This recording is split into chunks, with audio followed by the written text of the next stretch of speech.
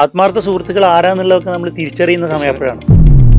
Teenage തൊട്ട് സൗദിയിൽ വളർന്നുകൊണ്ട് നമുക്ക് ആ ഭയം ഉണ്ടായിരുന്നില്ല. കാശുകാരെ കണ്ട് ശീലിച്ചിട്ടില്ല, അവർ തന്നെയാണ് കാശുകാർ. നഷ്ടങ്ങൾ ഉണ്ടാവും, അത് ഫേസ് ചെയ്യാൻ കഴിയണം, അവിടെ തളരരുത്. മില്യനേഴ്സിലും ബില്യനേഴ്സിലും 85% ഫസ്റ്റ് പേഴ്സണാണ്. അതായത് ഇൻഹെറിറ്റൻസ് ആയിട്ട് കിട്ടിയതല്ല. കാശ് എത്ര ഉണ്ടായിട്ടും കാര്യമില്ല, ഹെൽത്ത് ഇല്ലെങ്കിൽ പിന്നെ അതുകൊണ്ട് നമുക്ക് മക്കൾക്ക് വേണ്ടി നമ്മൾ കുറേ സമ്പാദിച്ചൊക്കെ അല്ല വേണ്ടത്. ഗൾഫിൽ തന്നെ ബിസിനസ് ചെയ്ത് ശീലിച്ച നമുക്ക് ഇവിടെ എല്ലാം ഈസിയാണ്. അറബ് നാട്ടിൽ വന്നിട്ട് പൊന്നി വിളയിച്ച ഒരുപാട് മലയാളികളുടെ കഥകൾ നമ്മൾ കേട്ടിട്ടുണ്ട്. പക്ഷേ പലരും ഒരുപോലെയുള്ള ബിസിനസ് അല്ലെങ്കിൽ ഒരുപോലെയുള്ള ഇൻഡസ്ട്രി അങ്ങനെയൊക്കെയാണ് നമ്മൾ കേട്ടിട്ടുള്ളത്. പക്ഷെ തികച്ചും വ്യത്യസ്തമായി ഈ ഒരു നാടിൻ്റെതായ ഒരു കോർ ബിസിനസ് ഉണ്ട്. അത് ഓയിൽ ആൻഡ് ഗ്യാസ് ആണ്. നമ്മൾ പലപ്പോഴും കേട്ടിട്ടുണ്ട്, അറിഞ്ഞിട്ടുള്ള ഇതിലൊന്നും മലയാളികളായ ആളുകൾ ഈ ഒരു ഇൻഡസ്ട്രിയിൽ വളരെ കുറവാണ്. പക്ഷേ എന്നാൽ ഈ ഒരു ഇൻഡസ്ട്രിയിൽ തൻ്റെതായ വ്യക്തിമുദ്ര പതിപ്പിച്ച് കഴിഞ്ഞ 18 വർഷമായിട്ട് തൻ്റെതായ വ്യക്തിമുദ്ര പതിപ്പിച്ച് ഒരു ലെഗസി ക്രിയേറ്റ് ചെയ്ത മലപ്പുറം ജില്ലയിലെ പെരിന്തൽമണ്ണ സ്വദേശിയായ ഒരു മലയാളിയായ ഒരു ബിസിനസ്സുകാരനെയാണ് ഞങ്ങളിന്ന് പരിചയപ്പെടുത്തുന്നത്. Let's welcome mister Noor Muhammad. Panorama oil and ഗ്യാസിൻ്റെ ഫൗണ്ടർ ആൻഡ് ചെയർമാനായ നൂർ മുഹമ്മദിനെ let's welcome to the Farhan Akhtar show. നൂർക്ക, വെൽക്കം. Thank you. എല്ലാവരും പറയാറുണ്ട് ഈ ഗൾഫിൽ പോയാൽ അവിടെ കുഴിച്ചാലൊക്കെ എന്താ പറയുക ഒരുപാട് ഗ്യാസ് കിട്ടും അല്ലെങ്കിൽ ഓയിൽ കിട്ടും എന്നൊക്കെ കേട്ടിട്ടുണ്ട്. പക്ഷേ നമ്മുടെ നാട്ടിലെ ആളുകൾക്ക് പൊതുവേ വന്നിട്ട് ഒരുപാട് ബിസിനസ് ചെയ്യാറുണ്ടെങ്കിൽ പോലും കൂടുതൽ എനിക്കൊന്ന് റീറ്റെയിൽ പോലുള്ള ഇൻഡസ്ട്രിയിലൊക്കെയാണ്. പക്ഷെ നൂർഖാൻ്റെ ഒരു ഇൻഡസ്ട്രി തന്നെ വളരെ ഡിഫറെൻ്റ് ആണ്. എല്ലാവരും എനിക്കുന്നത് എല്ലാവരും പെട്ടെന്ന് കൈവെക്കാൻ മടിക്കുന്ന എന്നാൽ വളരെ യുണീക്കായ ഒരു ഇൻഡസ്ട്രിയിൽ എങ്ങനെ എത്തിപ്പെട്ടത്? ആക്ച്വലി എൻ്റെ ആദ്യ ഇൻട്രസ്റ്റ് ഇതല്ല. അല്ല, ഞാനൊരു ആക്ച്വലി ഗൾഫിലേക്ക് വരുന്നത് 90s നമ്മുടെ കാലഘട്ടത്തിലൊക്കെ ഗൾഫിലേക്ക് വരുന്നത് ജോലി എന്നുള്ള പർപ്പസിന് തന്നെ. നമ്മൾ പ്രത്യേകിച്ച് മലപ്പുറം ജില്ലയിൽ നിന്ന് തീർച്ചയായും നമുക്ക് നാട്ടിലൊന്നും വന്ന് യാതൊരു പർപ്പസില്ല. ജോലി പഠനം കഴിഞ്ഞാൽ നേരെ ഗൾഫ്. വേറെ ഓപ്ഷൻ ഇല്ല. അതും പ്രത്യേകിച്ച് സൗദി അറേബ്യ, അവിടെ ജിദ്ദ, ഞങ്ങളുടെ ഭാഗത്തുനിന്നുള്ളവർ. ഞാൻ 21-ാം വയസ്സിൽ ഞാനും ജിദ്ദയിലേക്ക് കയറി. മലപ്പുറം ജില്ലയിൽ പെരിന്തൽമണ്ണ ഭാഗത്ത് നമ്മളവിടെ ഏറ്റവും കൂടുതൽ ആളുകളെല്ലാം ജിദ്ദ ഭാഗത്താണ്. നമ്മുടെ സുഹൃത്തുക്കളെല്ലാവരും സ്വാഭാവികമായിട്ടും അവരൊറ്റ ലക്ഷ്യമായിരുന്നു. ഞാനും കയറി ഒരു 2-2.5 വർഷം ഞാൻ ജോലി ചെയ്തിട്ടുള്ളൂ. അപ്പോൾ ഈ ഓയിൽ ഇൻഡസ്ട്രി ഞാൻ അവിടുന്ന് തന്നെ സ്റ്റാർട്ട് ചെയ്തു. അപ്പം UAE ഈ അടുത്ത കാലം വരെ, ഇന്നിപ്പോൾ അമേരിക്കയായി, ഈ അടുത്ത കാലം വരെ എണ്ണ ഏറ്റവും ഉൽപ്പാദിപ്പിക്കപ്പെടുന്ന രാജ്യം സൗദി അറേബ്യ ആയിരുന്നു. അപ്പോൾ ആ സ്ഥിതിക്ക് എണ്ണ ഇന്നും ഞാൻ ഏറ്റവും കൂടുതൽ പ്രൊക്യൂർ ചെയ്യുന്നത് അവിടെ തന്നെയാണ്. ഞാൻ അവിടെ വെച്ചിട്ടാണ് എണ്ണ ബിസിനസ് തുടങ്ങി വെച്ചത്. പിന്നീട് അതിന് ഏറ്റവും സാധ്യതകൾ ഇത് റീട്രേഡ് ചെയ്യാൻ ഇവിടെ UAE മാത്രം, ഗൾഫ് രാജ്യങ്ങളിൽ UAE മാത്രമേ ഇതിന് പ്രൈവറ്റ് കമ്പനികൾക്ക്, എന്നെ പോലത്തെ കമ്പനികൾക്ക് അനുവാദം കൊടുക്കുന്നുള്ളൂ. അത് കാരണം ഞാൻ ഇങ്ങോട്ട് മാറി ഇവിടെ എൻ്റെ സ്വന്തം പേരിൽ കമ്പനി തുടങ്ങിയിട്ട്. കാരണം ലോകത്തിലെ നാനാഭാഗത്തുനിന്നുള്ള കസ്റ്റമേഴ്സെല്ലാം ഇവിടെ വരും. ഓയിൽ റിലേറ്റഡ് ആയ കസ്റ്റമേഴ്സ് നേരെ ഇവിടെ വന്നാൽ നമ്മളെ പോലത്തെ കമ്പനികളെ അപ്രോച്ച് ചെയ്യാൻ പറ്റും. മറ്റുള്ള രാജ്യങ്ങളൊക്കെ നേരിട്ട് ഗവൺമെൻറ്, അറംകോ അല്ലെങ്കിൽ ബാബ്കോ ഇങ്ങനെയുള്ള കമ്പനികളെ നേരിട്ട് അപ്രോച്ച് ചെയ്യണം. ഇവിടെ പ്രൈവറ്റ് കമ്പനികളുണ്ട്. അപ്പം നൂർഖാൻ്റെ ജോലി എന്തായിരുന്നു? ജോലി ഫസ്റ്റ് നമ്മൾ പറഞ്ഞു. ജോലി ഞാൻ ഒരു 2.5 വർഷം മാത്രം അവിടെ സാഹി ട്രാക്ടർ കമ്പനി, പിന്നെ ഒരു 1-2 വലിയ കമ്പനികളിൽ ജോലി ചെയ്തുകൊണ്ടിരിക്കുമ്പോൾ തന്നെ ഞാൻ എൻ്റെ ഒരു കസിൻ അവിടെ ഈ ഫോട്ടോ സ്റ്റുഡിയോ മേഖലയുണ്ട്. അപ്പോൾ പുള്ളി ഒരു സ്റ്റുഡിയോ തുടങ്ങുമ്പോൾ എന്നെ നമുക്ക് ഒരുമിച്ച് ചെയ്യാമെന്ന് പറഞ്ഞ് ഞാൻ അതിൽ ഇൻവെസ്റ്റ് ചെയ്ത് 1-2 സ്റ്റുഡിയോകൾ തുടങ്ങി. പിന്നെ അതങ്ങനെ എക്സ്പാൻഡ് ചെയ്ത് വേറെ, പിന്നെ ആ സമയത്ത് തന്നെ അവിടെ വീഡിയോ ഗെയിംസ് ലോഞ്ച് ചെയ്യുകയാണത്. വീഡിയോ ഗെയിംസ് ലോഞ്ച് ചെയ്യുമ്പോൾ അതിൻ്റെ ഒരു ഷോപ്പ് തുടങ്ങി. അങ്ങനെ 3-4 ഷോപ്പുകളായപ്പോൾ അത്യാവശ്യം അതിലേക്ക് ശ്രദ്ധിക്കാൻ വേണ്ടി ഞാൻ ജോലി വിട്ടു. 2.5 വർഷം ഞാൻ ജോലി ചെയ്തുള്ളൂ. പിന്നെ ജോലി ഇല്ലാതെ കടകളിലൊക്കെ ശ്രദ്ധയായിട്ട് അങ്ങനെ പോകുമ്പോൾ എന്നെ സംബന്ധിച്ചിടത്തോളം ഒരു റീറ്റെയിലിങ്ങനെ കടയിൽ അടങ്ങിയിരിക്കുന്ന ഒരു പ്രകൃതി അല്ല എൻ്റെത്. അപ്പം ഞാൻ ആലോചിച്ചു, അന്ന് എല്ലാ സാധനങ്ങളും ചൈനയിൽ നിന്ന് വരുന്നത്, ഇന്നും അങ്ങനെ തന്നെ. സൗദി അറേബ്യയിലാണെങ്കിൽ എവിടെയാണെങ്കിലും 90% സാധനങ്ങൾ ചൈനയിൽ നിന്ന് വരുന്നത്. അപ്പം ഞാൻ ചൈനയിൽ ഒന്ന് പോയി നോക്കാമെന്നുള്ള ഉദ്ദേശത്തിൽ ഞാൻ ചൈനയിലേക്ക് പോയി. 2003 ഞാൻ ചൈനയിലേക്ക് ആദ്യമായിട്ട് പോയി. പ്രത്യേകിച്ച് ഒരു ഐഡിയ ഒന്നും ഇല്ല പോയത്. അപ്പോൾ അന്നത്തെ പോക്കിന്റെ കാര്യവും അന്നുണ്ടായ അനുഭവങ്ങളൊക്കെ വിശദീകരിക്കുകയാണെങ്കിൽ കാരണം കേൾക്കാൻ നമുക്ക് ആഗ്രഹമുണ്ട്. കാരണം ഇന്നിപ്പോൾ ചൈനയിൽ ഇപ്പോൾ എല്ലാവരും പോവാണ്. ഇപ്പം നമ്മൾ നവംബറിലാണ് നമ്മളിത് പോഡ്കാസ്റ്റ് ചെയ്യുമ്പോൾ എല്ലാവരും ക്യാൻറ്റീൻ ഫെയർ, മലയാളികളും എല്ലാവരും ഇപ്പം ജഗ പോകുകയാണ്. എല്ലാവരും ചൈനയിൽ പോവാണ്. ഒരുവിധം ബിസിനസ്സുകാരൊക്കെ ചൈനയിൽ എത്തുന്നുണ്ട്. പക്ഷെ അന്നങ്ങനെ ആയിരിക്കില്ലല്ലോ. അതെ, അതങ്ങനെയല്ല. അപ്പം ഞാൻ പറഞ്ഞല്ലോ, ഞാൻ ഈ ബിസിനസ്സുകാരനാകുക എന്നുള്ളൊരു എയിമും നമുക്ക് ഗൾഫിൽ വരുമ്പോൾ ഇല്ല. ഇന്നത്തെ പുതിയ ജനറേഷനെ പോലെ നമ്മൾ കുറേ ഓൺടർപ്രണേഴ്സിനെ കണ്ട് അവരെ പോലെ ആകാൻ ആഗ്രഹിക്കുന്ന ഒരു ചാൻസുകൾ നമ്മുടെ മുമ്പിലൊന്നും അന്ന് അങ്ങനെ വരണം. പൈസ ഉണ്ടാക്കണം, നമുക്കൊരു ഹീറോ ആയിട്ടുള്ള സംരംഭകർ നമ്മുടെ മുമ്പിൽ ഇല്ല. എന്നാലല്ലേ നമുക്ക് അവരെ പോലെ ആവണമെന്ന് തോന്നുള്ളൂ. പക്ഷെ അങ്ങനെ ഒരു വിഷയമൊന്നുമില്ല. പക്ഷെ ഒരു കാലഘട്ടത്തിൻ്റെ ആവശ്യം, അല്ലെങ്കിൽ സ്വാഭാവികമായി നമ്മളൊരു ബിസിനസ്സുകാരനായി ബിസിനസ്സിലേക്ക് മാറി. അങ്ങനെ ചൈനയിലേക്ക് പോകുന്നു. ചൈനയിലേക്ക് പോകാൻ തീരുമാനിച്ചു. 2003 ഞാൻ കയറി. അതും ഒരു ഡിസംബറിലാണ്. പ്രത്യേകിച്ച് കാലാവസ്ഥയെക്കുറിച്ചൊന്നും വലിയ ഐഡിയ ഇല്ല. ഞാൻ സാധാ ഒരു ടീഷർട്ട് ഇതെല്ലാം ഇട്ടിട്ടാണ് അവിടെ ഷാങ്കായി ചെന്നിറങ്ങുന്നത്. അപ്പോൾ അന്ന് ഷാങ്കായിയെ കുറിച്ച് എനിക്ക് കൂടുതൽ പേരുള്ളൂ. ഷാങ്കായിലെ ഡിസംബർ അർദ്ധരാത്രി എന്ന് ഇറങ്ങുമ്പോൾ അവിടെ -8 ആണ്. എനിക്കറിയില്ല. ഞാൻ ഇറങ്ങുന്നത്. ഞാൻ എയർപോർട്ടിൽ നിന്ന് പുറത്തിറങ്ങിയോട് കൂടി എൻ്റെ മേലാകെ അക്കുപഞ്ചർ പോലെ എന്തോ കുത്തുന്ന പോലെ എനിക്ക് അനങ്ങാൻ പറ്റുന്നില്ല. എനിക്ക് മനസ്സിലാണല്ലോ വാടാപ്പൻ. കാരണം ഈ എയർപോർട്ടിൻ്റെ അകത്ത് കംപ്ലീറ്റ് അവർ ടെമ്പറേച്ചർ ചെയ്തിട്ടുണ്ടാവും, നമ്മൾ അറിയുന്നില്ല. എയർപോർട്ടിന് പുറത്തെത്തിയപ്പോഴാണ് ഈ -8 ഇറങ്ങുന്നത്. രാത്രി അർദ്ധരാത്രി 2 മണിയാണ്. പക്ഷെ ഞാൻ അന്നൊക്കെ നെറ്റൊക്കെ ആയി. ഞാൻ ഓൺലൈനിലൂടെ ഹോട്ടലെല്ലാം ബുക്ക് ചെയ്തിരുന്നു. അതിൻ്റെ പ്രിൻ്റ് എൻ്റെ കയ്യിലുണ്ടായിരുന്നു. ഞാൻ എങ്ങനെ ഓടിയൊരു ടാക്സി കയറി ഈ സാധനം കാണിച്ചു കൊടുത്തു. അന്ന് അവർക്ക് ഒട്ടും ഇംഗ്ലീഷ് അറിയില്ല. അവരുടെ തന്നെ ഭാഷയിലുള്ള പ്രിൻ്റ് ഔട്ടാണ്. അത് വെച്ചിട്ട് പുള്ളി നേരെ എന്നെ ഹോട്ടലിൽ വിട്ടു. അപ്പോൾ ഹോട്ടലിലെ റിസപ്ഷനിസ്റ്റാണ് എന്നോട് പറഞ്ഞത്, ഇവിടെ -8 why you are not wearing ചോദിച്ചു. അപ്പോഴേ ഞാൻ അന്തം വിടുന്നത്. എനിവേ അങ്ങനെ കുറച്ച് ദിവസം അവിടെ ഇറങ്ങി. ഈ ഷാങ്കായിൽ ആക്ച്വലി അവിടെ പ്രത്യേകിച്ചൊന്നുമില്ല. അവിടെ വലിയ വലിയ ഇൻഡസ്ട്രിയലായിട്ടുള്ള സംഗതികളുടെ. അപ്പോൾ എൻ്റെ മനസ്സിലുള്ള ഒരു കമ്പ്യൂട്ടർ IT ആ രംഗത്ത്. അപ്പം അത് ഷെൻസനാന്ന് പറഞ്ഞു. ഞാൻ അങ്ങോട്ട് പോയി. അങ്ങനെ ഷെൻസനിൽ കുറച്ച് ദിവസം കറങ്ങിയപ്പോൾ എനിക്ക് കുറേ ഐറ്റംസ്, അന്നത്തെ പുതിയ ഇന്നോവേഷൻസ് എന്ന് വേണമെങ്കിൽ പറയാം, കുറച്ച് ഐറ്റംസ് കിട്ടി. സൗദിയിൽ അതുവരെ ഇറങ്ങാത്ത അന്നത്തെ സംഗതികൾ. അതിൽ പ്രധാനമായിട്ടുണ്ടായിരുന്ന ഒരു FM മോഡുലേറ്റർ എന്ന് പറയും. നമ്മളൊരു USB ആണ് അന്ന്. UFP MP3 ഒക്കെയാണ് നമ്മൾ യൂസ് ചെയ്യുന്നത്. MP4 തന്നെ ആയിട്ടില്ലാന്ന് എനിക്ക് തോന്നുന്നത്. അപ്പോൾ നമ്മൾ USB കാർഡ് ഒരു ഡിവൈസാണ് നമ്മുടെ ഈ കാറിൻ്റെ പവർ ചാർജറിലേക്ക് വെക്കുന്ന ഒരു സാധനം.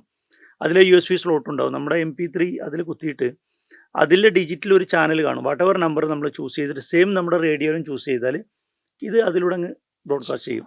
അപ്പോൾ നമുക്ക് നമ്മുടെ ഈ മെമ്മറിയിലുള്ള MP3 നമുക്ക് റേഡിയോയിലൂടെ അങ്ങനെ കേൾക്കാം. അതൊരു വലിയ ടെക്നോളജി ആയിരുന്നു അന്ന്. അതിന് മാത്രമേ ഓപ്ഷനുള്ളൂ.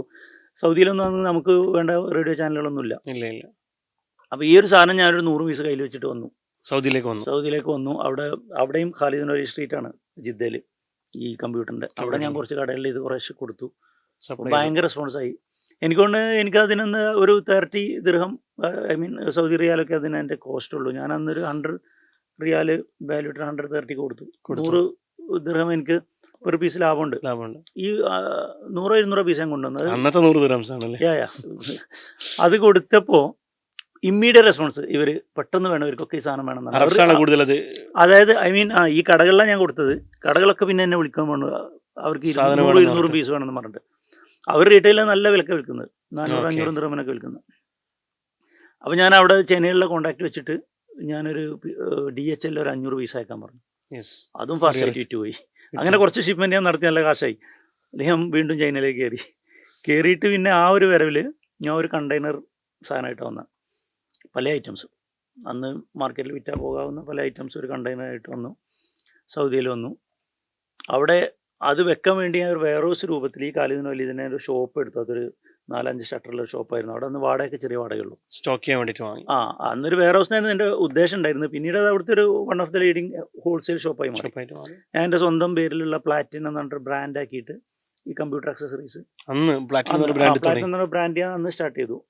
കമ്പ്യൂട്ടർ അക്സസറീസ്, ഈ മൗസ്, കീബോർഡ്, ഇങ്ങനെയുള്ള എല്ലാ എൻ്റെ സ്വന്തം ബ്രാൻഡിൽ ഞാൻ അവിടുന്ന് കൊണ്ടുവരാൻ തുടങ്ങി. സ്ഥിരമായിട്ട് കൊണ്ടുവന്ന് കുറേ വാനുകളൊക്കെ നമ്മുടെ സൗദിയുടെ പല റിമോട്ട് ഏരിയയിലൊക്കെ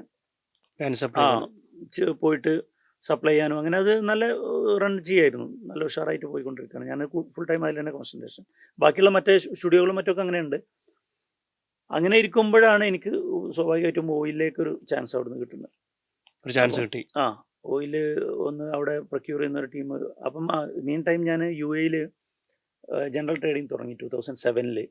സൗദിയിലുള്ള സമയത്ത് തന്നെ ഇവിടെ വന്ന് ജനറൽ ട്രേഡിംഗ് തുടങ്ങാൻ കാരണം എനിക്ക് UAE നിന്നും സാധനം എടുക്കാൻ വേണ്ടിയിട്ട്, എൻ്റെ കമ്പനികൾക്ക് എൻ്റെ വേണ്ടി മാത്രം UAE നിന്നും പ്രൊക്യൂർ ചെയ്യാൻ വേണ്ടിയിട്ട് ഇവിടെ മീന ബസാറിൽ കാണാമല്ലോ ഇവിടെ ഹോൾസെയിൽ മാർക്കറ്റൊക്കെ. അവിടെ ഞാൻ ഒരു ഓഫീസൊക്കെ ഇട്ടിട്ട് അവിടുന്ന് പ്രൊക്യൂർ ചെയ്യും. കാരണം എനിക്ക് ചൈനയിൽ നിന്നൊരു ഷിപ്മെൻറ്റ് വരേണ്ട ടൈം കൊണ്ട് UAE നിന്ന് 3 ഷിപ്മെൻറ്റ് വരും ബൈ റോഡ് വരും. അപ്പോൾ ഞാൻ ഇവിടുന്ന് ഷിപ്മെൻറ്റ് കൊണ്ടുപോകുന്നുണ്ട്, ചൈനയിൽ നിന്ന് കണ്ടെയ്നർ വേറെയും വരും. അങ്ങനെ പോയിക്കൊണ്ടിരിക്കണം. അപ്പോൾ ഞാൻ ഇവിടെയും അവിടെ ആയിട്ട് ഇങ്ങനെ 2009 ഞാൻ വീക്കെൻഡിൽ മാത്രം, എൻ്റെ കുടുംബം കുട്ടികളും ചെറുതാണ്, അവർ ജിദ്ദയിൽ താമസം, വീക്ക് ഡേയ്സ് കംപ്ലീറ്റ് ചെയ്യാൻ ഇവിടെ ആയിരിക്കും. അന്ന് തേഴ്സ്ഡേ ഫ്രൈഡേ ആണ് വീക്കെൻഡ്. എല്ലാ വീക്കെൻഡിലും ഞാൻ ജിദ്ദയിൽ പോകും. തിരിച്ചിങ്ങോട്ട് അല്ല ഫ്ലൈറ്റിൽ പോകും. ബൈ റോഡ് സൗദി വണ്ടിയാണ് ഞാൻ ഇവിടെ യൂസ് ചെയ്തിരുന്നത്. പക്ഷേ ബൈ റോഡ് എല്ലാ വീക്കിലൊന്നും പോലെ നടക്കും. 2000 കിലോമീറ്റർ. അങ്ങനെ 2009 ഫുൾ ടൈം താമസം അവിടെയും ഇവിടെ ജോലി എന്നുള്ള രീതിയിലായപ്പോൾ ഐ തിങ്ക് 2009 ഡിസംബറിൽ ഞാൻ കുടുംബസമേതം ഇങ്ങോട്ട് ഷിഫ്റ്റ് ചെയ്തു. ഷിഫ്റ്റ് ചെയ്തു. താമസം ഇങ്ങോട്ട് മാറി. അങ്ങനെ അതിനുശേഷം പിന്നെ ഞാൻ ഈ ഓയിലും തുടങ്ങുന്നത്. ഓയിൽ അവിടുന്ന് തുടങ്ങിയപ്പോൾ 2007 തന്നെ ഓയിലും കുറേശ്ശെ തുടങ്ങിയിട്ടുണ്ട്. പക്ഷെ എന്നാലും ഓയിലിലേക്ക് വരണമെങ്കിൽ കുറച്ച് ധൈര്യം വേണ്ടേ? മറ്റുള്ളൊരു ഇൻഡസ്ട്രി പോലെയാണോ? അല്ല, അതെ, അതിലേക്കൊരു അവസരം കിട്ടിയപ്പോൾ ഞാനത് ചെറിയ തോതിൽ തുടങ്ങിയിട്ട് ഇങ്ങോട്ട് തന്നെ ആദ്യം കൊണ്ടുവന്നത് സൗദിയിൽ നിന്ന്. UAE മാർക്കറ്റിൽ അതിൻ്റെ മാർക്കറ്റ് കണ്ടുപിടിച്ച്, എനിക്ക് ആൾറെഡി ഇവിടെ ഓഫീസും കമ്പനിയൊക്കെ ഉണ്ടല്ലോ, അതിൻ്റെ പേരിൽ ഇമ്പോർട്ട് ചെയ്തിട്ട് അതിനെ ഒരു മാർക്കറ്റ് കണ്ടുപിടിച്ച് ഞാൻ കൂടുതൽ അതിലേക്ക് കോൺസെൻട്രേറ്റ് ആയി. അപ്പം കൂടുതൽ ബിസിനസ് അതിന് ആയി തുടങ്ങി. നല്ല മാർജിനുണ്ട് when we are comparing IT and oil. Definitely ആ സമയത്തും ഓയിൽ പ്രൈസ് അല്ല. അങ്ങനെ 2010 ഇങ്ങോട്ട് താമസം മാറി. ഇവിടെ പിന്നെ ഞാൻ ലാൻഡൊക്കെ എടുത്ത് എൻ്റെ സ്വന്തം ടെർമിനലൊക്കെ പണി ചെയ്തു. കൂടുതൽ ശ്രദ്ധ അതിലായി. സൗദിയിലെ ബിസിനസ് അങ്ങനെ പോകുന്നുണ്ട്. 2010 താമസം ഫുള്ളായിട്ട് ഇങ്ങോട്ട് മാറി. 2011 ഞാനിവിടെ എൻ്റെ സ്വന്തം ടെർമിനലൊക്കെ പണിത് കൂടുതൽ ശ്രദ്ധ ഈ പനോരമ ഓയിൽ ആൻഡ് ഗ്യാസ് എന്നുള്ള കമ്പനിയിലായി. അങ്ങനെ പിന്നെ സൗദിയിൽ ഈ 2015 നീത്താക്ക എന്ന് പറഞ്ഞ നിയമം വന്നു. സൗദിവൽക്കരണം വന്നു. അത് രൂക്ഷമായി. പിന്നെ എൻ്റെ ശ്രദ്ധയും കുറഞ്ഞപ്പോൾ ഈ സ്ഥാപനങ്ങളിൽ ഒരു 2 അടച്ചുപൂട്ടി, 3 വിറ്റു. അങ്ങനെ നമ്മൾ ആ റീറ്റെയിൽ ആ പരിപാടി നിർത്തി. മറിച്ച് ഞാൻ ഓയിലിൽ വന്നിട്ടില്ലെങ്കിൽ ഒരു പക്ഷേ ഞാൻ IT എൻ്റെ ബ്രാൻഡ് കൊണ്ട് അങ്ങോട്ട് ചെയ്യാവുന്ന അതിൽ ഫോക്കസ് ചെയ്തിട്ട് അതിനും ചാൻസ് ഉണ്ടായിരുന്നു. ഇപ്പോഴും ചാൻസ് ഇല്ലായില്ല. പക്ഷെ ഞാനത് നിലനിർത്താതെ അതങ്ങോട്ട് ക്ലോസ് ചെയ്തിട്ട് ഞാൻ ഫുൾ ടൈം ഓയിലിലേക്ക് മാറി. വരുന്നതിന്റെ മുന്നേ നമ്മൾ UAE ഷിഫ്റ്റ് ആയിട്ടുണ്ട്. പിന്നെ എൻ്റെ താമസം ഇങ്ങോട്ട് മാറലും അവിടെ ഈ നീത്താക്കാത്ത പ്രശ്നങ്ങളും സൗദിവൽക്കരണവും ഒക്കെ ആയപ്പോൾ പിന്നെ മാർക്കറ്റ് വളരെ ഡള്ളായിരുന്നു ആ സമയത്ത് അവിടെ. എന്നിരുന്നാലും ഇനീഷ്യലി ഈ ഒരു ഓയിൽ ആൻഡ് ഗ്യാസിൽ നിങ്ങൾക്ക് ഒരു ഇൻഡസ്ട്രിയിൽ ഒരു ചെറിയൊരു അവസരം കിട്ടിയെന്ന് പറഞ്ഞു. പിന്നീട് അവിടെ നിന്ന് അങ്ങനെ അത് ഡെവലപ്പ് ചെയ്യാൻ എന്തായിരുന്നു നിങ്ങളൊരു മെയിൻ? അല്ല, ഡെവലപ്പ് ചെയ്യാന്ന് പറഞ്ഞാൽ അതിന് ഡിമാൻഡ് ഉണ്ടായിരുന്നു. പിന്നെ ഇതിലിപ്പോൾ ഏത് ഇൻഡസ്ട്രിയിലാണെങ്കിലും വന്നവർക്ക് എല്ലാവർക്കും തിളങ്ങാൻ പറ്റണമെന്നില്ല. ഒരു പക്ഷേ എൻ്റെ ഹാർഡ് വർക്കും പിന്നെ ദൈവാനുഗ്രഹമൊക്കെ ആയിരിക്കാം ഞാൻ അതിൽ വിജയിച്ചു എന്ന് പറയാം. എന്നാലും നിങ്ങളൊരു സീക്രട്ട് എന്താണ്? അല്ല, സീക്രട്ട് എന്ന് പറഞ്ഞാൽ ഏത് ബിസിനസ്സിലും honest is important. Especially honest. നമ്മൾ ഹോണസ്റ്റ് ആവുക. നമ്മുടെ ക്ലയൻറ്റിൻ്റെ അടുത്തും സപ്ലയറുടെ അടുത്തും അവർക്ക് നമ്മുടെ മുകളിലൊരു വിശ്വാസം ഉണ്ടാവുക. അതുതന്നെയാണ് എനിക്ക് തോന്നിയത് എൻ്റെ വിജയത്തിൻ്റെ കാരണം. കാരണം എൻ്റെ സപ്ലയേഴ്സ് ആണെങ്കിലും കസ്റ്റമേഴ്സൊക്കെ എന്നെ വളരെയധികം ട്രസ്റ്റ് ചെയ്തിരുന്നു. ഞാൻ അവരുമായിട്ട് ആ ഒരു ബന്ധം നിലനിർത്തിയിരുന്നു. ഒരിക്കലും അവരെ ചീറ്റ് ചെയ്തിട്ടില്ല. അല്ലെങ്കിൽ ആളുകളുടെ കയ്യിൽ നിന്ന് കാശ് മേടിച്ചിട്ടും മെറ്റീരിയൽ കൊടുക്കാതിരിക്കുക, ഇങ്ങനെയുള്ള സംഗതികളോ. അതേപോലെ സപ്ലയേഴ്സിനാണെങ്കിലും എൻ്റെ മുകളിൽ ട്രസ്റ്റ് ഉണ്ടായിരുന്നു. അതൊരു വിജയകാരനാണ്. ഹോണസ്റ്റി ഈസ് ഇമ്പോർട്ടൻറ്റ് ഏത് ബിസിനസ്സിലും. തീർച്ചയായും. പിന്നെ അവസരങ്ങൾ എനിക്ക് കിട്ടി. ഞാനത് പരമാവധി അവസരങ്ങൾ കൃത്യമായിട്ട് ഉപയോഗപ്പെടുത്തുന്നതിലാണ് ബിസിനസ്സുകാരൻ്റെ വിജയം. അതെ. പിന്നെ ഞാനതിൻ്റെ മാർക്കറ്റ് കണ്ടുപിടിച്ചു, സ്റ്റഡി ചെയ്തു. പിന്നെ അതൊരു മേഖലയാണ്.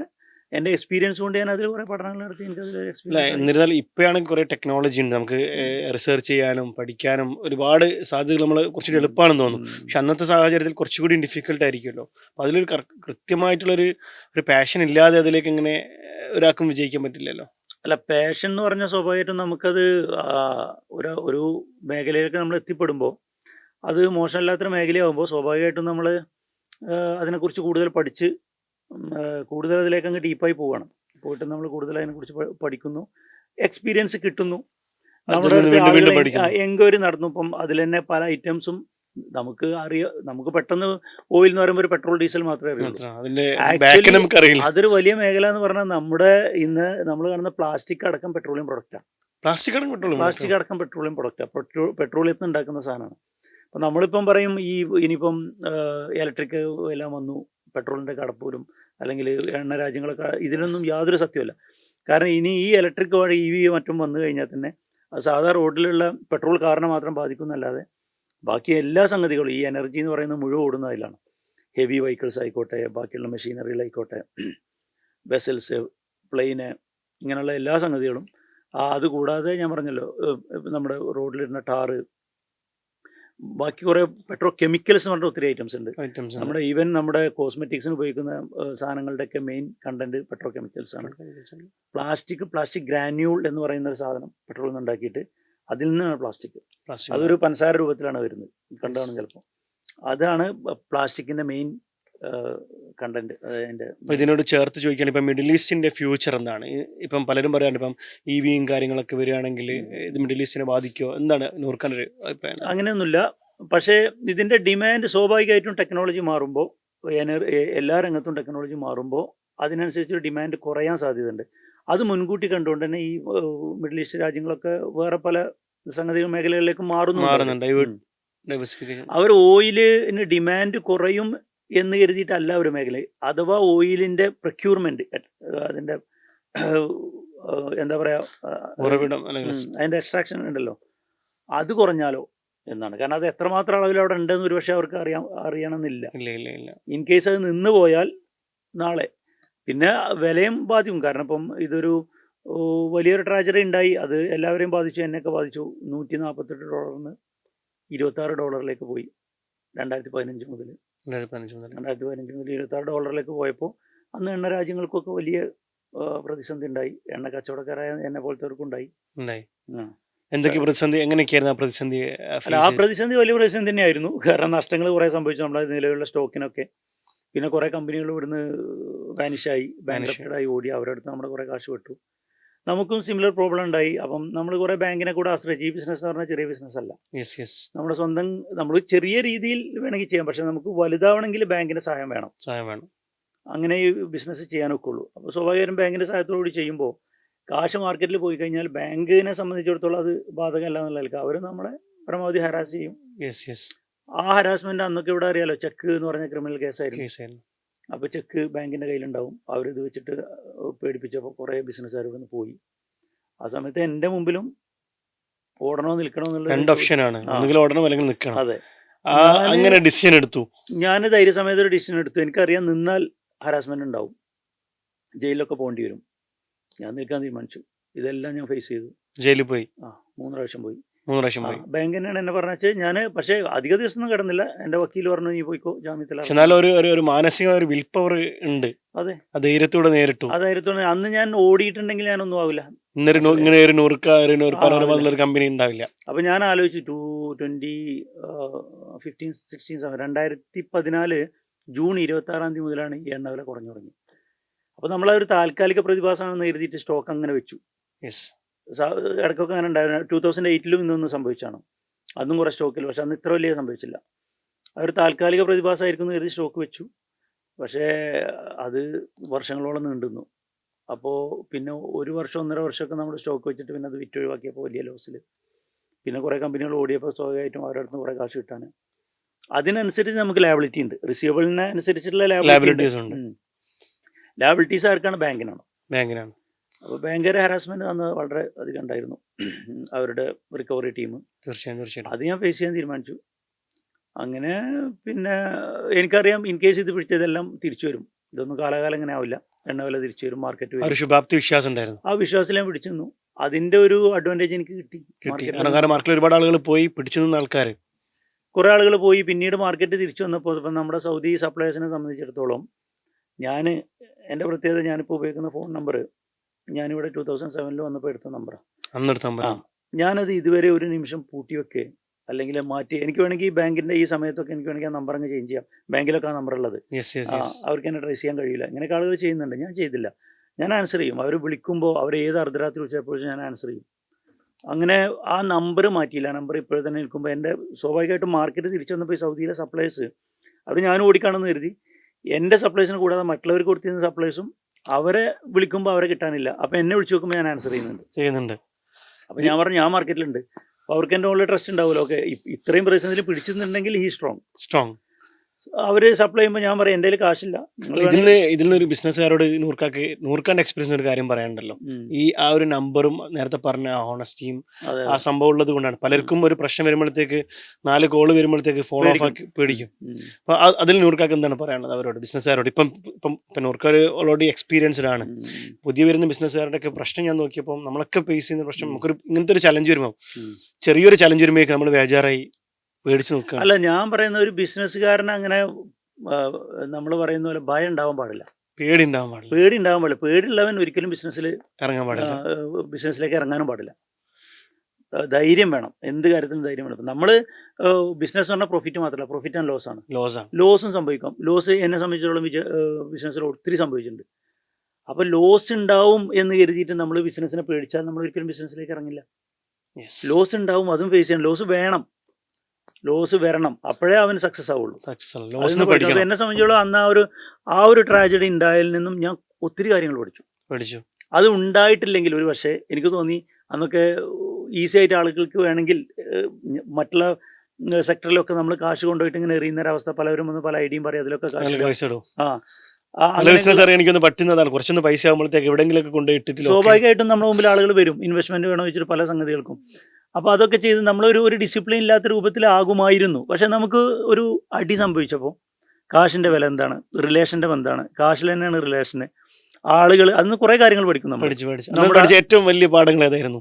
ഒത്തിരി പാഠങ്ങൾ മനസ്സിലിങ്ങനെ ഉണ്ടാവില്ല, ഇങ്ങനെ പുകയുന്ന സാധനം അതുണ്ടാവും. അതിലെന്താന്ന് വെച്ചാൽ നമ്മളിപ്പം ഇപ്പം അന്നാണെങ്കിലും ഇന്നാണെങ്കിലുള്ള വ്യത്യാസങ്ങൾ, അത് നമ്മുടെ എത്ര അടുത്ത ആളുകളാണെങ്കിലും ഏതാളുകളാണെങ്കിലും നമ്മളെ സംബന്ധിച്ചിടത്തോളം നമ്മൾ സാമ്പത്തികമായിട്ട് ഇടിയുമ്പോൾ വീണ് കഴിഞ്ഞാൽ അപ്പം സഹായിക്കും ആരും ഉണ്ടാവില്ല. അവിടെ നമ്മൾ ആരെയും ആശ്രയിക്കാനും പാടില്ല, അവരുണ്ടല്ലോ എന്ന് ചിന്തിക്കാനും പാടില്ല. എന്നെ സംബന്ധിച്ചിടത്തോളം അങ്ങനെ ഒരു ചിന്ത എനിക്ക് എൻ്റെ ലൈഫിൽ ഉണ്ടായില്ല. കാരണം എൻ്റെ ഫാമിലി ബാക്ക്ഗ്രൗണ്ടൊക്കെ വ്യത്യാസമുണ്ട്. ഞാനങ്ങനെ എൻ്റെ ഒരു ഫാമിലി ബാക്ക്ഗ്രൗണ്ട് അത് മറ്റൊരു കഥയാണ്. അപ്പോൾ അത് കാരണം എനിക്ക് ആരെങ്കിലും ഉണ്ട് സഹായിക്കാന്നുള്ള ചിന്തയോടുകൂടി അല്ല ഞാൻ ഒറ്റക്ക് നിന്ന് തന്നെയാണ് ഞാൻ എന്നും. അതാണ് ആ ധൈര്യം. അതെ. അപ്പോൾ ആ ഒരു ധൈര്യം നമ്മൾ സ്വാഭാവികമായിട്ടും ബിസിനസ്സിൽ വരുമ്പോൾ, ബിസിനസ്സിൽ ഒരിക്കലും നമ്മൾ പതറാൻ പാടില്ല. പതറിക്കഴിഞ്ഞാൽ ഒരു ബിസിനസ്സുകാരനെ സംബന്ധിച്ചിടത്തോളം അത് വലിയ പിടിച്ചെടുക്കാൻ പ്രയാസമായിരിക്കും. ധൈര്യം ഉണ്ടെങ്കിൽ മാത്രം ബിസിനസ്സിലേക്ക് ഇറങ്ങുക. അന്നുണ്ടായ അനുഭവങ്ങൾ എന്ന് പറഞ്ഞാൽ, ഞാൻ ധൈര്യസമേതം പിടിച്ചു നിന്ന ചില കാര്യങ്ങൾ, ഇപ്പോൾ ഈ ചെക്ക് കേസാണല്ലോ ഇവിടെ, ക്രിമിനൽ കേസായിരുന്നു അന്ന്. പിന്നീട് ഇപ്പം ഇവിടെ നിയമങ്ങളൊക്കെ മാറി. കാരണം അത് ബാങ്കുകാർ മിസ്യൂസ് ചെയ്യുകയാണെന്ന് ഇവിടുത്തെ അതോറിറ്റിക്ക് മനസ്സിലായപ്പോൾ, അപ്പോൾ അതിലൊക്കെ കുറേ പ്രശ്നങ്ങളൊക്കെ തീർന്ന് എല്ലാം തീർന്നിട്ട് ഞാൻ ഇവിടുന്ന് നാട്ടിലേക്കൊന്ന് പോയി ഒരു 15 ദിവസത്തേക്ക്.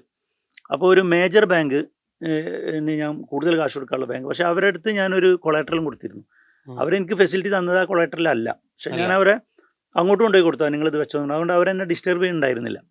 പക്ഷെ ഞാൻ ബാക്കിയുള്ള പ്രശ്നങ്ങളെല്ലാം തീർത്തിട്ട് 2018 മറ്റോ ഞാൻ 2 വർഷം ഇവിടെ ട്രാവൽ ബാനൊക്കെ ആയിട്ട് പിന്നെ അന്ന് നാട്ടിൽ പോയി 15 ദിവസത്തേക്ക് നാട്ടിൽ പോയി തിരിച്ചു വന്നപ്പോൾ അവർ ഒരു 5.8 മില്യൻ്റെ ചെക്ക് എനിക്ക് ഇട്ടിട്ടുണ്ട്.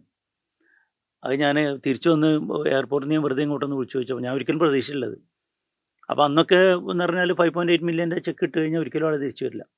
1000 ദിർഹമിൻ്റെ ചെക്കാണെങ്കിലും ചെറിയ ചെക്കിനൊക്കെ അന്നൊരു ഫൈൻ എന്നുള്ളത് തുടങ്ങിയിട്ടുണ്ട്. പക്ഷേ വലിയതൊക്കെ ജയിൽ തന്നെയാണ്. അപ്പോൾ അവരുടെ ഉദ്ദേശം ഞാൻ വരാതിരുന്നാൽ അവർക്ക് എൻ്റെ പ്രോപ്പർട്ടി അറ്റാച്ച് ചെയ്യാൻ മറ്റൊക്കെ പറ്റുള്ളൂ. ഞാനിവിടെ ആയി കഴിഞ്ഞാൽ പറ്റില്ല. വന്നാൽ അവർക്ക് കോർട്ടിനെ കാണിക്കാം ആൾറെഡി ഇവിടുന്ന് പോയി കഴിഞ്ഞു എന്ന് പറഞ്ഞിട്ട് ഈ പ്രോപ്പർട്ടി ഓപ്ഷനൊക്കെ ഇടാൻ പറ്റും. അപ്പോൾ ഞാൻ പോയത് അവർ മോണിറ്റർ ചെയ്യുന്നുണ്ടാവും. അതുവരെ എന്നോട് നല്ല എങ്ങനെ അവർക്ക് വിവരം കിട്ടിയെന്നല്ല, മോണിറ്റർ ചെയ്യുന്നുണ്ട്. കൃത്യമായിട്ട് 15 ദിവസത്തേക്ക് പോയി ഞാൻ തിരിച്ചു വന്നപ്പോഴേക്കും ഈ ചെക്ക് ഉണ്ട് ഇവിടെ. അപ്പം ഞാൻ അവരുടെ അടുത്ത് ഒത്തിരി നെഗോഷിയേറ്റ് ചെയ്തു. അവർ ഒരിക്കലും കോപ്പറേറ്റ് ചെയ്തില്ല. ഞാൻ എന്ത് ചെയ്തു, ഒരു മാസത്തോളം നാട്ടിലിരുന്നിട്ട് അവരായിട്ട് നെഗോഷിയേറ്റ് ചെയ്തു. അവർ ഒരിക്കലും കോപ്പറേറ്റ് ചെയ്തില്ല. അവരാവശ്യം ഞാൻ വരരുത് എന്നല്ലായിരുന്നു. ഞാൻ രണ്ടും കൽപ്പിച്ചു വന്നു. 5.8 മില്യൻ്റെ ചെക്ക് ഇവിടെ കിടക്കാണ്, ഉറപ്പാണ് ഞാൻ ജയിലിൽ പോകുന്നുണ്ട്. ഞാൻ വന്ന് എന്നെ എന്താ പറയുക എയർപോർട്ടിൽ നിന്ന് തന്നെ പിടിച്ചിട്ട് കൊണ്ടുപോയി. പക്ഷെ അന്ന് തന്നെ രാവിലെ നേരെ ജഡ്ജിയുടെ മുമ്പിലാണ് കൊണ്ടുവന്ന്. അന്നൊക്കെ ജഡ്ജി ഒരൊറ്റ ചോദ്യമുള്ളൂ, ഈ ചെക്ക് നീ സൈൻ ചെയ്തതാണോ, ചീറ്റിംഗ് കേസാണ്, നേരെ ജയിലിൽ നിന്നുള്ളതാണ് ഇവിടുത്തെ നിയമം. ബാങ്കുകാർ ശരിക്കും മിസ്യൂസ് ചെയ്യുന്നു. നമ്മളവരെ ചീറ്റ് ചെയ്തതൊന്നുമല്ല, അവർക്ക് ഗ്യാരണ്ടി ചെക്ക് കൊടുക്കുന്നതാണ്. ഗ്യാരണ്ടി ചെക്ക് കൊടുക്കുന്ന. അപ്പം അവരത് പിന്നെ മിസ്യൂസ് ചെയ്യായിരുന്നു. എനിവേ ഞാൻ ജഡ്ജിയുടെ അടുത്ത് പറഞ്ഞു, ഇങ്ങനെ ഞാൻ ഇവിടെ തന്നെ ഉണ്ടായിരുന്ന ആളെ 15 ദിവസമായിട്ടുള്ള പോയിട്ട് ഞാൻ ഇവിടുന്ന് ഓടിപ്പോയ ആളല്ല, എൻ്റെ പ്രോപ്പർട്ടി വരെ കയ്യിലുണ്ട്. അവരതിവിടെ കാണിക്കുന്നില്ല, അവർ ചെക്ക് മാത്രമേ കാണിക്കുന്നുള്ളൂ. അപ്പം അവരത് അറ്റാച്ച് ചെയ്യാൻ വേണ്ടി ഞാൻ വരാതിരിക്കാൻ വേണ്ടി ചെക്ക് ഇട്ടതാണെന്ന് ഞാൻ ജഡ്ജിയുടെ അടുത്ത്, എനിക്ക് അറബി നന്നായിട്ട് സംസാരിക്കാൻ അറിയാം. മോസ്റ്റ്ലി അവിടെ ഒരു ട്രാൻസ്ലേറ്റർ ഉണ്ടാവും, ട്രാൻസ്ലേറ്റർ ആവശ്യമില്ല എന്ന് പറഞ്ഞു. ഞാൻ അറബിയിൽ തന്നെ സംസാരിച്ചു. യൂഷ്വലി അതിനുള്ള അവസരം കിട്ടാറില്ല ഇത്തരം കേസുകളിൽ. പുള്ളി എന്നെ കേട്ടു ജഡ്ജി. അപ്പോൾ ജഡ്ജി എന്നോട് ചോദിച്ചു, നിനക്ക് ബാങ്കിൽ സംസാരിക്കാൻ സമയം വേണമെന്ന് ചോദിച്ചു. ഞാൻ പറഞ്ഞു, സമയം കിട്ടിയിട്ട് കാര്യമില്ല, ഞാൻ അവരുടെ അടുത്ത് ഒരു മാസം സമ്മതിക്കുന്നില്ല, നിങ്ങൾക്കൊന്നുമില്ല എന്നെ ജയിലിൽ വിടാം അല്ലെങ്കിൽ ഫൈൻ തരാമെന്ന് പറഞ്ഞു. പുള്ളി ഒരു 30,000 ദിർഹമിൻ്റെ ഫൈൻ എന്ന് എനിക്ക് വണ്ടറായി പോയി. കാരണം 5.8 മില്യൺ ചെക്കാണ്. 30,000 ദിർഹം ചെക്ക് ഫൈൻ എന്നിട്ട് എന്നെ വിട്ടു. ഞാൻ ആ ഫൈൻ അടച്ചിട്ട് പുറത്തിറങ്ങി. അത് ഞാൻ ആ ധൈര്യം സംഭരിച്ച് വന്നുകൊണ്ട് സംഭവിച്ച സംഗതിയാണ്. അത് മാത്രമല്ല അറബി ലാംഗ്വേജിന്റെ ഒരു അഡ്വാൻറ്റേജും അതുകൊണ്ട് എനിക്ക് സംസാരിക്കാനുള്ള അവസരം കിട്ടി. സൗദിയിൽ നിന്നായതുകൊണ്ട് കുറച്ചുകൂടി ആ ഒരു അഡ്വാൻറ്റേജ്. അതെ, മറിച്ച് എന്നെ പേടിച്ചെന്നുണ്ടായിരുന്നു സ്വാഭാവികമായിട്ടും ഞാനവിടെ വരില്ല. ആ കാരണത്താൽ ഞാൻ പിന്നെ നാട്ടിൽ തന്നെ ആയി പോകും. നാട്ടിലായി പോകും. അങ്ങനെയുള്ള കുറെ അനുഭവങ്ങളുണ്ട്. അതൊക്കെ വെച്ച് പിടിച്ചു നിന്നപ്പോഴാണ് എനിക്കൊന്ന് ഇത് കാണുന്ന ഒരുപാട് ബിസിനസ്സുകാരുണ്ടാവും. അപ്പം അവർക്കും ഇതിന് ഒരുപാട് ഒരു ധൈര്യം കിട്ടുകയാണ്. കാരണം ഈ പലപ്പോഴും പലതും പല ബിസിനസ് എന്ന് പറഞ്ഞു കഴിഞ്ഞാൽ കേസും പ്രശ്നങ്ങളും ജയിലൊക്കെ ഇതിന്റെ ഒരു ഭാഗമാണ്. അപ്പം ഇതൊക്കെ വരുമ്പം പലരും മാനസികമായിട്ടൊക്കെ അങ്ങോട്ട് തളർന്നു പോകുന്നൊരു പ്രശ്നമുണ്ട്. അപ്പം ഇവർക്കൊക്കെ ഒരു നൂർക്ക എന്നുള്ളത് എന്താണ് ഒരുപാട് ഈ പോഡ്കാസ്റ്റ് കാണുന്ന ആൾക്കൊരു വലിയൊരു ഊർജ്ജമാണ് കൊടുക്കുന്നത്. അവിടുന്ന് പിന്നെ എവിടുന്ന് ഒരു ടേണിംഗ് പോയിന്റ് ഉണ്ട്? ഈ പ്രശ്നങ്ങളൊക്കെ കഴിഞ്ഞു, ബുദ്ധിമുട്ടുകളൊക്കെ കഴിഞ്ഞു, പിന്നെ ഒരു ഗ്രോത്തിലേക്ക് വരുന്നത് എവിടുന്ന്? അല്ല, ഗ്രോത്ത് എന്ന് പറഞ്ഞാൽ ഞാൻ ഗ്രോത്ത് എന്ന് എനിക്ക് ഉണ്ടായിട്ടുണ്ട്. ബിസിനസിന്റെ സാഹചര്യങ്ങൾക്ക് അനുസരിച്ച് മുകളിലേക്കും താഴേക്കും അത് എൻ്റെ മാത്രം കുറ്റം കൊണ്ടല്ല. ഞാൻ പറഞ്ഞല്ലോ, ഇപ്പം ഞാൻ എന്നും ബിസിനസ്സിൽ ഇറങ്ങിയ മുതൽ തന്നെ ഞാനത് ഇങ്ങനെ എക്സ്പാൻഡ് ചെയ്ത് വളരെ നല്ല നിലയിൽ തന്നെ പോകുന്നു. IT ആണെങ്കിലും കുഴപ്പമുണ്ടായിരുന്നില്ല. പിന്നെ എനിക്ക് മറ്റൊരു മേഖല കിട്ടിയപ്പോൾ ഞാൻ അതിലേക്ക് കൂടുതൽ കോൺസെൻട്രേറ്റ് ആവുകയും സൗദിയിലെ നിയമം മാറലും നീത്താക്കാത്തും അവിടുത്തെ ഒരു പ്രശ്നം കാരണമാണ് ആ കടകളൊക്കെ അങ്ങനെ ആയത്. എൻ്റെ മാത്രം കുറ്റമല്ല. എണ്ണയിലും പിന്നെ എണ്ണ വിലക്ക് സംഭവിച്ച $148 $26 കൂപ്പുകുത്തിയപ്പോൾ സംഭവിച്ച ആ ഒരു അടിയാണ് എനിക്കും പറ്റിയത്. അത് കഴിഞ്ഞപ്പോൾ എണ്ണ വില വീണ്ടും തിരിച്ചു വന്നപ്പോൾ സ്വാഭാവികമായിട്ടും എണ്ണ രാജ്യങ്ങളും എണ്ണ കമ്പനികളൊക്കെ ഇപ്പോൾ ഒരു ആവറേജ് വിലയാണ്. ഇപ്പോൾ $60 പക്ഷെ ഒരു $80 ആവണം. എന്നാലുള്ളൂ ഇപ്പോൾ സൗദിക്കും അവരുടെ ബഡ്ജറ്റൊക്കെ മീറ്റ് ചെയ്ത് പോകാൻ പറ്റുള്ളൂ എന്നാണ് പറയുന്നത്. അതിനാണ് സൗദിയൊക്കെ പരമാവധി ശ്രമിക്കുന്നത്. പക്ഷേ അമേരിക്കനെ സംബന്ധിച്ചിടത്തോളം പ്രൈസ് കൂടാനും പാടില്ല. അങ്ങനെയുള്ളൊരു വിഷയത്തിലാണ്. പക്ഷേ $80 ആയാൽ ഇതൊരു ഇതാണ്. ഇപ്പോഴും കുഴപ്പമില്ലാതെ എല്ലാ എണ്ണ ബിസിനസ്സുകാരും രാജ്യങ്ങളൊക്കെ പോകുന്നുണ്ട്. അപ്പോൾ ഇതൊക്കെ സ്വാഭാവികമായിട്ടും നമുക്ക് പറ്റിയൊരു അടിയല്ല, ആ ഒരു ഇൻഡസ്ട്രിക്ക് പറ്റിയ അടിയിൽ നമ്മളും അതിൻ്റെ ഒരു വിക്റ്റിമായി മാറി എന്നുള്ളതാണ്. അവിടുന്നാണ് ഇപ്പം പുതിയ അവസരങ്ങൾ, ഇപ്പം എസ്പെഷ്യലി നൂർഖാന്റെ പനോരമ റിയൽ എസ്റ്റേറ്റിലേക്ക് വരുന്നത്. കാരണം ഓരോ ഇൻഡസ്ട്രി, ഒരു ബിസിനസ്സുകാരൻ അങ്ങനെയാണല്ലോ, ഓരോ ഇൻഡസ്ട്രിയിൽ പുതിയ അവസരങ്ങൾ വരുമ്പം, എസ്പെഷ്യലി ദുബായിൽ റിയൽ എസ്റ്റേറ്റിന്റെ ഒരു ഗ്രോത്തും കാര്യങ്ങളും വരുമ്പം, അങ്ങനെയാണോ റിയൽ എസ്റ്റേറ്റിലേക്ക് വന്നത്? അത് സ്വാഭാവികമായിട്ടും ഞാൻ പിന്നെ എനിക്ക് ഈയിടെ ഞാൻ ഇപ്പോൾ 2-3 വർഷമായിട്ട് ഇവിടെ അതിൻ്റെ ഒരു ബൂമാണ്.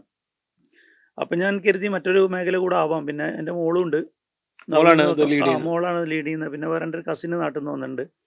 അപ്പോൾ അവനെയൊക്കെ ഉപയോഗപ്പെടുത്തിക്കൊണ്ട് ഞാനതൊരു മറ്റൊരു മേഖല തുടങ്ങിയതാണ്. അതിൽ നമുക്ക് വലിയ എക്സ്പീരിയൻസ് ഒന്നുമില്ല, പക്ഷേ എന്നാലും അത് കുഴപ്പമില്ല. ഇവിടെ ഇപ്പം നടക്കുന്നൊരു സംഭവമാണത്, അതിൻ്റെ ഒരു സമയമാണ്. അതുകൊണ്ട് നമ്മൾ അതിലേക്ക് ഇറങ്ങി അതും കുഴപ്പം നല്ല നിലയിൽ പോകുന്നുണ്ട്. നമുക്ക് അതിലും മാർക്കറ്റിൽ ഒരു പേരായിട്ടുണ്ട്. തീർച്ചയായും. അപ്പം എനിക്ക് വേറൊരു കാര്യം ശ്രദ്ധിക്കാനുള്ളത്, നൂർക്ക പല ബിസിനസ്സുകാരും, എസ്പെഷ്യലി മലയാളി ബിസിനസ്സുകാർ, നമ്മൾ കാണുന്ന നാടൻ, നമ്മൾ പറയുമ്പോൾ ഞാൻ കോഴിക്കോട്ടുകാരാണ്, മലപ്പുറത്തും കോഴിക്കോട്ടുള്ള കച്ചവടക്കാരൊക്കെ വലിയ വയറുമായിട്ട് വന്നാണ് ഇവിടെ പോഡ്കാസ്റ്റിലൊക്കെ ഇരിക്കുക. വലിയ പൈസന്റെ വയറാന്നുള്ളൊരു സംഭവമുണ്ട്.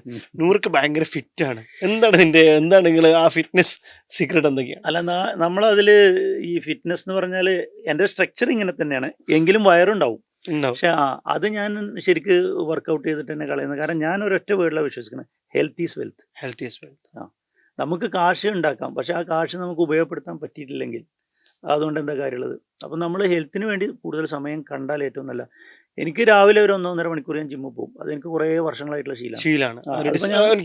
ഡിസിപ്ലിൻ സ്ട്രക്ചറിൽ ഇങ്ങനെ പോകുന്ന ലൈഫാണ് അത്. ഇനിയിപ്പം അതല്ലെങ്കിൽ ഒരു ജോഗിങ്ങോ അങ്ങനെ എന്തെങ്കിലും ഒരു ആക്ടിവിറ്റി ഡെയിലി ഞാൻ ചെയ്യും. അപ്പം ഈ ഒരു പ്രശ്നങ്ങളും ബുദ്ധിമുട്ടുകളും തിരക്കുകളും ബിസിനസ്സിന്റെ ചെയ്തിട്ടുണ്ട്. ആ സമയത്തും ചെയ്തു. ഇനിയിപ്പം ഒന്നുമില്ല, നമ്മളെ കൊറോണ സമയത്ത്, ലോക്ക്ഡൌൺ സമയത്ത്, അന്ന് ഒരുവിധം എല്ലാവരും ചെയ്ത് കാണും. ആ സമയത്താണ് കുറെ ആൾക്കാർ തുടങ്ങിയത്. അതിന്റെ മുന്നേ ഉണ്ട്, ഞാൻ അതിന് മുമ്പേ ഉണ്ട്. അപ്പോൾ ആ സമയത്തും നന്നായിട്ട് ചെയ്തിട്ടുണ്ട്. അതിന് മുമ്പേ വർഷങ്ങളായിട്ട് എനിക്ക് അങ്ങനെ ഒരു ഹാബിറ്റ് ഉണ്ട്. നമ്മൾ ആ ഒരു ഫിഗർ അങ്ങനെ തന്നെ കൊണ്ടുപോകാനുള്ള, ആരോഗ്യം നിലനിർത്തുക എന്നുള്ളത്. പിന്നെ ആ ഒരു വിശ്വാസം എനിക്കുണ്ട്. ഹെൽത്ത് ഈസ് വെൽത്ത് ഞാൻ എപ്പോഴും ഉരുവിടുന്നൊരു വേർഡാണ്. നമ്മൾ കാശ് എത്ര ഉണ്ടായിട്ടും കാര്യമില്ല, ഹെൽത്ത് ഇല്ലെങ്കിൽ പിന്നെ അതുകൊണ്ട് നമുക്ക് കാര്യമില്ല. പരമാവധി നമ്മൾ അത് കാരണമാണ് എൻ്റെ സ്ട്രക്ചർ ഇങ്ങനെ. പിന്നെ എന്താണ് നൂർഖാന്റെ ഹോബീസും പാഷൻസും കാര്യങ്ങളൊക്കെ എന്തൊക്കെയാണ്? താല്പര്യമുള്ള മേഖലകൾ എന്തൊക്കെയാണ്? ഈ ബിസിനസിന്റെ അപ്പുറത്തേക്ക് നൂർഖാന ചോദിക്കുകയാണെങ്കിൽ where you find happiness definitely നമ്മുടെ കുടുംബത്തോടൊപ്പമുള്ള ജീവിതം. പിന്നെ ട്രാവൽ എന്ന് പറഞ്ഞാൽ എന്നെ സംബന്ധിച്ചുള്ള എൻ്റെ ബിസിനസ് ആവശ്യത്തിന് തന്നെ ഒത്തിരി ട്രാവൽ എനിക്കുണ്ട്. അതിന്റെ പുറമെ നമ്മൾ ടൂറായിട്ടും സുഹൃത്തുക്കളുടെ കൂടെ, കുടുംബം കൂട്ടുകാരുടെ കൂടെ പരമാവധി നമ്മൾ ഉപയോഗപ്പെടുത്താൻ നോക്കാറുണ്ട്. എനിക്കൊന്ന് ആ പഴയ ബിസിനസ്സുകാരുടെ ഏറ്റവും വലിയൊരു ക്വാളിറ്റി എനിക്ക് തോന്നാറുണ്ട്. കാരണം പുതിയ ബിസിനസ്സുകാരൊക്കെ ഇപ്പം എന്താ പറയാ, പൈസ ആയിക്കഴിഞ്ഞാൽ സോളോ ട്രിപ്പും അല്ലെങ്കിൽ എന്താണ് പറയുക, ഫ്രണ്ട്സ് മാത്രമായിട്ട്, ഫാമിലിനെ വേറൊരു സെപ്പറേറ്റ് എന്നുള്ള. ചിനൂർക്ക് എനിക്കൊന്ന് ഫാമിലി ആയിട്ടാണ് ഞാൻ വീഡിയോസും കാര്യങ്ങളൊക്കെ കാണാറുണ്ട്. പുതിയ ബിസിനസ്സുകാർ ഇപ്പം നൂർക്ക് പറഞ്ഞതുപോലെ നൂർക്കാൻ്റെ ഏറ്റവും ഹാപ്പിനെസ് ഉള്ള സംഭവം ഫാമിലിയാന്ന് പറഞ്ഞു. അപ്പം പുതിയ ബിസിനസ്സുകാരോട് അതിനെക്കുറിച്ച് എന്താണ് നൂർക്കൊക്കെ പറയാനുള്ളത്? പറഞ്ഞ നേരത്തെ ഹെൽത്ത് പറഞ്ഞു, ഇപ്പോൾ ഫാമിലിയാണെന്ന് പറഞ്ഞു. ഈ ഒരു കാര്യങ്ങളിൽ നൂർക്കാൻ്റെ ഒരു അഭിപ്രായം എന്താണ്? അല്ല, നമുക്ക് ഈ ഫാമിലി വളരെ ഇമ്പോർട്ടൻ്റ് ഉള്ള കാര്യമാണ്. നമ്മളിപ്പം ഈ ഇതെല്ലാം ചെയ്യുന്നതും നമ്മൾ വ്യക്തിപരമായ ഒരു വ്യക്തിയുടെ മാത്രം എന്താ പറയുക ലാഭത്തിന് വേണ്ടിയല്ലല്ലോ. ഫാമിലി ഇമ്പോർട്ടൻ്റ് ആണ്. അപ്പോൾ ഫാമിലിക്ക് വേണ്ട പരിഗണന നമ്മൾ കൊടുക്കണം. അവരുടെ കുട്ടികളുടെ പഠനം, ബാക്കിയുള്ള കാര്യങ്ങൾ ഞാൻ എന്നും വിശ്വസിക്കുന്നത് നമ്മൾ പഴയ ആളുകൾ പറയുന്ന പോലെ നമ്മൾ മക്കൾക്ക് വേണ്ടി കുറേ സ്വത്തുണ്ടാക്കി വെച്ചാൽ ആ മക്കൾ അത് അവർ പരസ്പരം അവർക്ക് സ്നേഹം ഉണ്ടാവില്ല, അവരെ നശിപ്പിച്ച് കളയും.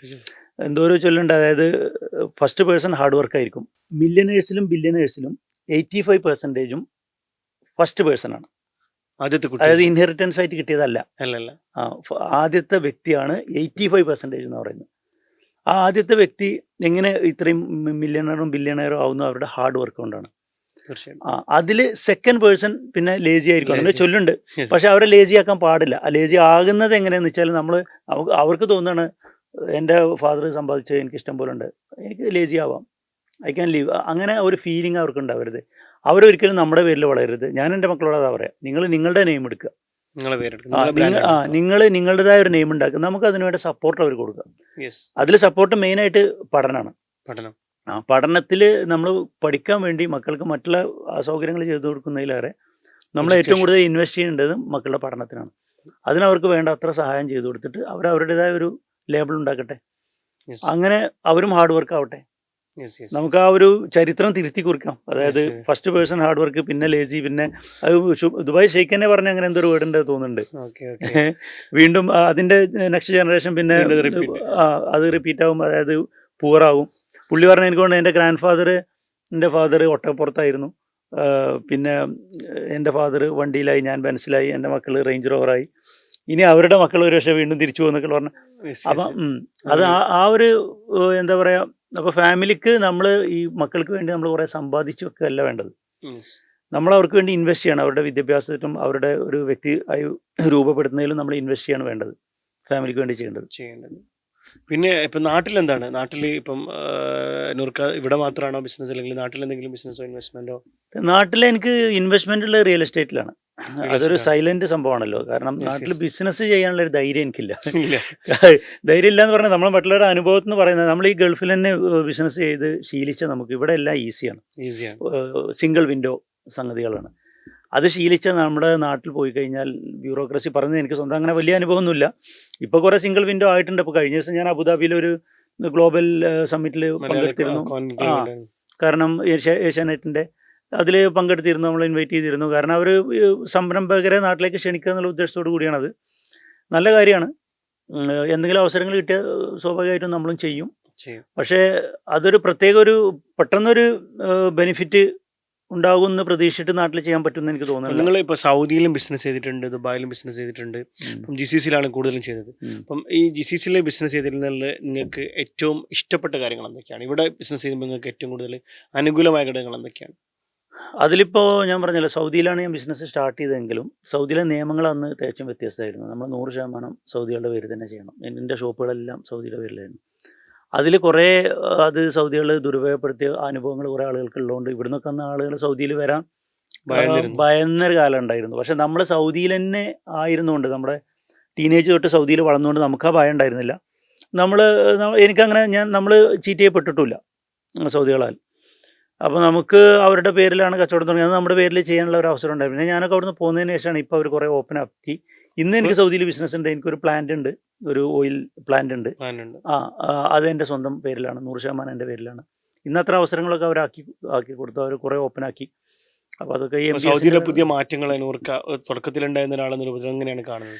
സൗദിയിൽ വളരെയധികം മാറ്റങ്ങൾ വന്നു. അത് തീർച്ചയായിട്ടും MBSൻ്റെ ഒരു വിഷനാണ്. അതും ഈ സൽമാൻ രാജാവും അദ്ദേഹത്തിൻ്റെ മക്കളും പണ്ടേ വളരെ അഡ്വാൻസ് ആയിട്ട് ചിന്തിക്കുന്ന ആളുകളാണ്.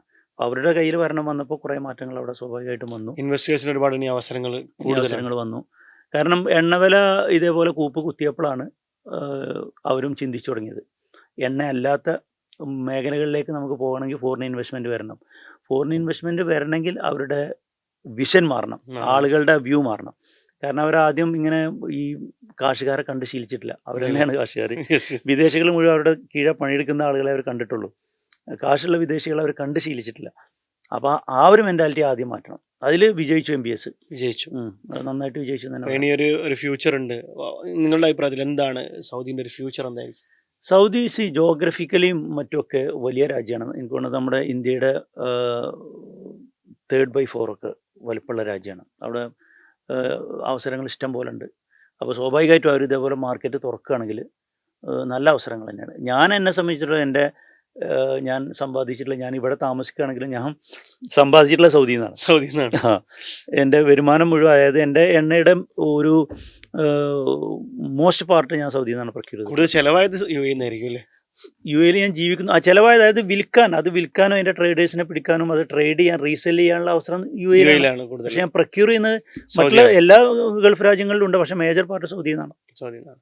സോ ഇനി ഇപ്പം നമ്മുടെ പോഡ്കാസ്റ്റ് കാണുന്ന വളർന്നു വരുന്ന ബിസിനസ്സുകാരോട്, അല്ലെങ്കിൽ ഇപ്പം ബിസിനസ് ചെയ്യണമെന്ന് ആഗ്രഹിക്കുന്ന ആൾക്കാരുണ്ടാവും, തുടങ്ങിയ ആൾക്കാരുണ്ടാവും, അല്ലെങ്കിൽ കണ്ടിന്യൂ ചെയ്യുന്ന ആൾക്കാരുണ്ടാവും, അവരോട് നൂർക്കാക്ക് എന്താണ് പറയുന്നത്? ഈ ഒരു ചോദ്യത്തിന് പൊതുവേ എല്ലാവരും പറയാം, നിങ്ങൾ ഹാർഡ് വർക്ക് ചെയ്യുക.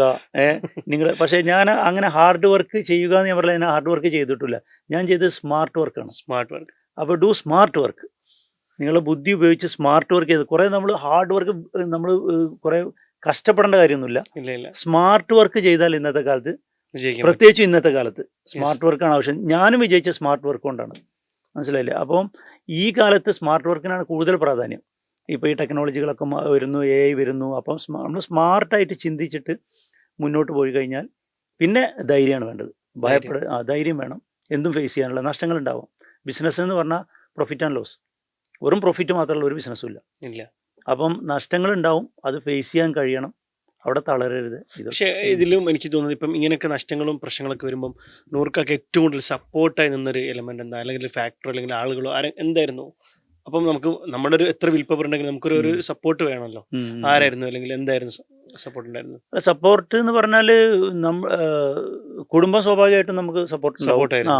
പലപ്പോഴും ബിസിനസ്സുകാർ ഫെയിൽ ആകുമ്പോൾ ചിലപ്പം കുടുംബം പോലും സപ്പോർട്ട് ഇല്ലാത്തൊരവസരം ഉണ്ടാവും. അല്ല, അങ്ങനെയല്ല. കുടുംബം, നമ്മുടെ സ്വന്തം കുടുംബം, ഭാര്യയും മക്കളും സ്വാഭാവികമായിട്ടും നമുക്ക് എങ്ങനെയായാലും നമ്മുടെ കൂടെ തന്നെ ഉണ്ടാവുക. അവർ മാത്രമേ ഉണ്ടാവുള്ളൂ, നമ്മുടെ മാതാപിതാക്കളും. അപ്പോൾ അതുകൂടാതെ ചില സുഹൃത്തുക്കളും, ആത്മാർത്ഥ സുഹൃത്തുക്കൾ ആരാന്നുള്ളതൊക്കെ നമ്മൾ തിരിച്ചറിയുന്ന സമയം എപ്പോഴാണ്. മനസ്സിലായില്ലേ? നമ്മുടെ കയ്യിൽ കാശ് ഉണ്ടാവുമ്പോഴും കാശ് ഇല്ലാതിരിക്കുമ്പോഴാണ് ആരാണ് നമ്മുടെ യഥാർത്ഥ സുഹൃത്തുക്കളെ നമുക്ക് അറിയാനുള്ള. യഥാർത്ഥത്തിൽ ജീവിതത്തിൽ എല്ലാവർക്കും അത് വരണം. മനസ്സിലാവുള്ളൂ. അതിൽ നിന്ന് പഠിക്കണം. അത് ഇനിയും വരാം, മനസ്സിലായില്ലേ? പക്ഷെ ഒന്ന് വന്നിട്ട് നമ്മൾ അതിന് പഠിച്ചില്ലെങ്കിൽ അവൻ പരാജിതനാണ്. വന്നാൽ അതിന് കുറേ കാര്യങ്ങൾ പഠിക്കണം.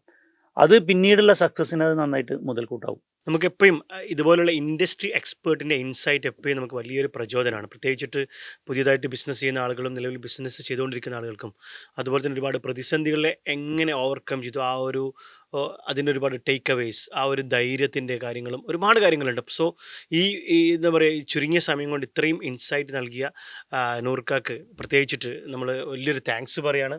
അതുപോലെ തന്നെ നിങ്ങൾ ആരും ഈ ഒരു ഓപ്പർച്യൂണിറ്റി മിസ് ചെയ്യരുത്. നിങ്ങൾ ഫുള്ളായിട്ട് വീഡിയോ കാണണം. Thank you.